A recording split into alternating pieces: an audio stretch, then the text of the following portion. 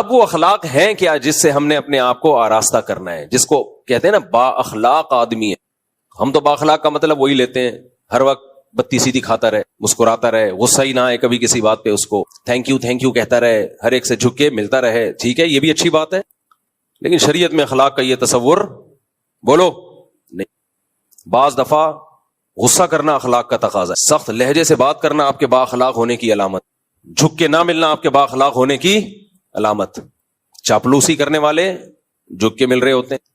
تو اسلام میں اخلاق کا تصور یہ ہے کہ آپ کے دل میں لالچ، آپ شہرت کے بھوکے بولو نہ، آپ میں دولت کی ہوس بولو نہ ہو، آپ میں تکبر نہ ہو کہ ہم چما دیگرے نیس، میں ہی ہوں دنیا میں پیدا ہوا جس کو سب پتا ہے، باقی سارے کیا ہیں بے وقوف. اپنی رائے کو ہمیشہ سپیریئر سمجھنا کہ میں غلطی نہیں کرتا، میری رائے ہمیشہ کیا ہوتی ہے درست، باقی سب غلط.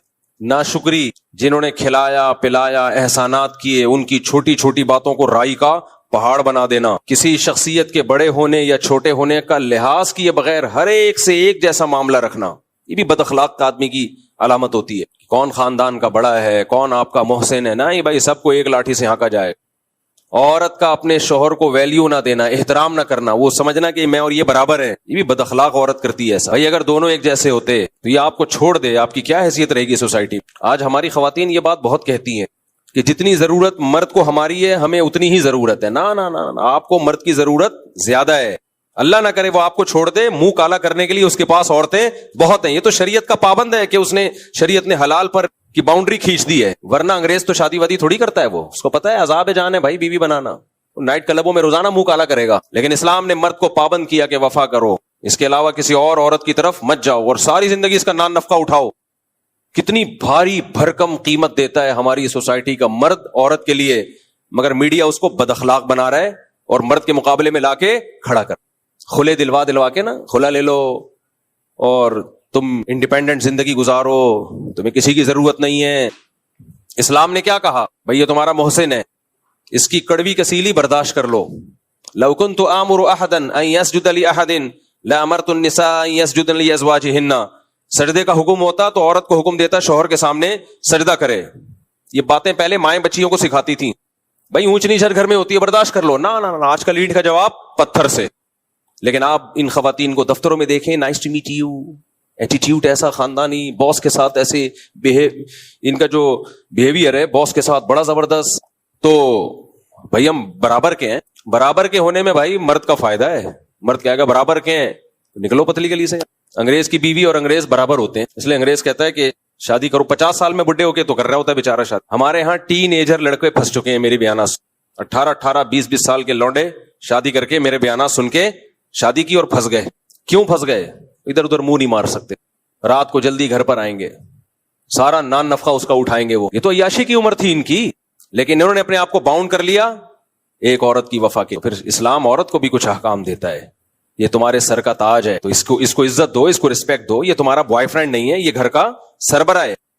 تو اخلاق کے ہمارے ہاں معیار ہی چینج ہو چکے ہیں. ہم گوروں سے اخلاق سیکھ رہے ہیں. کس سے اخلاق سیکھ رہے ہیں آج کل؟ گوروں سے. تو حسد نہ ہو آپ میں، جیلسی نہ ہو، استغنا ہو، دوسروں کے ٹکڑوں پہ نظر نہ ہو. استغنا اور تکبر یہ دو دیکھنے میں ایک جیسی چیزیں ہیں، لیکن ان میں زمین اور آسمان کا فرق. تکبر کسے کہتے ہیں؟ دوسرے کو نیچا سمجھنا. اور استغنا کسے کہتے ہیں؟ اپنے آپ کو مخلوق کا محتاج نہ سمجھ. دیکھنے میں دونوں ایک جیسے ہیں. مثال کے طور پر آپ غریب ہیں، مسکین ہیں، کھانے کو روٹی نہیں ہے، آپ کی خودداری یہ کہتی ہے میں کسی کے سامنے ہاتھ نہ پھیلاؤں، میں کسی کے سامنے ہاتھ نہ پھیلاؤں. یہ کیا ہے؟ یہ تکبر ہے یا استغنا ہے؟ بولو نا. یہ استغنا ہے. یہ بری چیز ہے یا اچھی چیز ہے؟ اچھی چیز ہے، یہ پسندیدہ ہے. اس کو خودداری کہتے ہیں، عربی میں استغنا کہتے ہیں. عفت اور پاک دامنی بھی کہتے ہیں کہ اپنے دامن کو داغدار ہونے سے بچا رہا ہے. لیکن یہی معاملہ اگر باپ کے ساتھ ہو، آپ کو روٹی نہیں مل رہی، باپ نے کہا یہ لے پیسے لے، 2 روٹی جا کے لے آ. آپ کہہ رہے ہو ہم کسی کے ٹکڑوں پہ پلنے والے بولو نہیں ہے. وہی ماں کہہ رہی ہے یہ لے پیسے لے، کچھ کھا لے جا کے، ہم کسی کے محتاج نہیں ہیں، انڈیپینڈنٹ ہیں، ہم کسی کے ٹکڑوں پہ نہیں پلتے. اب یہ استغنا ہے؟ تکبر ہے؟ یہ تکبر ہے. اس کو کہا جائے گا غیرت لیس آدمی. اب گالی کو انگلش میں کر لو نا تو مہذب ہو جاتی ہے. غیرت لیس آدمی تو ساری زندگی باپ کے ٹکڑوں پہ ہی پلا ہے. ساری زندگی کس کے ٹکڑوں پہ پلا ہے؟ باپ اور ماں کے ٹکڑوں پہ پلا ہے. تو آج سینہ چوڑا کر کے کہہ رہے ہیں ہم کسی کے محتاج نہیں ہے. تو محتاج ہے باپ کا بھی اور ماں کا بھی. تو یہ استغنا کسی اور کے سامنے جا کے دکھایا کر, کسی اور کے سامنے جا کے دکھایا کر. آج ہماری جو ینگ جنریشن ہے اس کو استغنا اور تکبر ان دونوں میں فرق ہی ختم ہوتا چلا جا رہا ہے. بڑوں کے سامنے جھکا جاتا ہے بھائی, اپنے جیسوں کے سامنے انسان اپنی ٹانگ اونچی رکھتا ہے, لیکن خودداری ہے. آج کل خواتین بھی اس طرح کے تانے دیتی ہیں شوہر کو, 10 سال اس کی آمدن سے کھا پی کے اس کو نچوڑ دیا, اب پھر اس طرح کے تانے کہ ہم تمہارے ٹکڑوں پہ پلنے والے نہیں ہیں. مرد جب بڈھا ہو جائے نا, ہماری سوسائٹی میں اس کے ساتھ بہت برا. ان خواتین کے ہاں جن کی دینی تربیت نہیں, جس عورت کی دینی تربیت ہے, اچھے خاندان کی ہے, وہ بڑھاپے میں اپنے شوہر سے زیادہ محبت کرے. وہ بچوں کی سائڈ کبھی بھی نہیں لیتی, وہ بااخلاق ہوتی ہے. وہ کہتی ہے بھائی میری زندگی میں پہلے یہ آیا ہے, تم بعد میں. تمہیں بھی میں نے جو پالا ہے نا, اس نے شیلٹر دیا تھا تو اچھے طریقے سے پال لیا, یہ شیلٹر نہ دیتا تو دھکے کھاتی میں تمہیں لے کے. لہذا اب اگر کبھی جھگڑا ہوگا تو میں اپنے شوہر کی سائڈ لوں گی, بیٹوں کی سائڈ نہیں لوں گی. ایسی خواتین بھی ہے, عزت دار خاندان سے ان کا تعلق ہے, غیرت مند ہے, لیکن ایسی بھی ہیں کہ نچوڑ لیا اس کو. اب بیٹوں اور بیٹیوں کے ساتھ مل کے اس بڈھے کی ایسی کی تیسی کی ہوئی ہے. وہ بیچارہ سسک کے مر رہا ہے کیونکہ اب وہ کمانے کے قابل بولو نہیں رہا, نچوڑ لیا.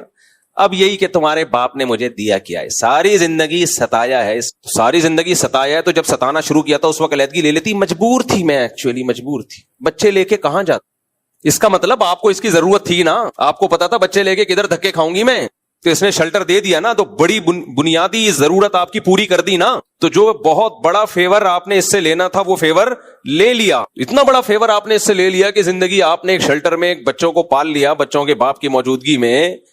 تو اب تو اس کے بھائی اگر کچھ ظلم زیادتی ہوئی تھی, اس کا مطلب اس کے ظلم کا لیول کم تھا, اس کے احسانات کا پلڑا بھاری تھا.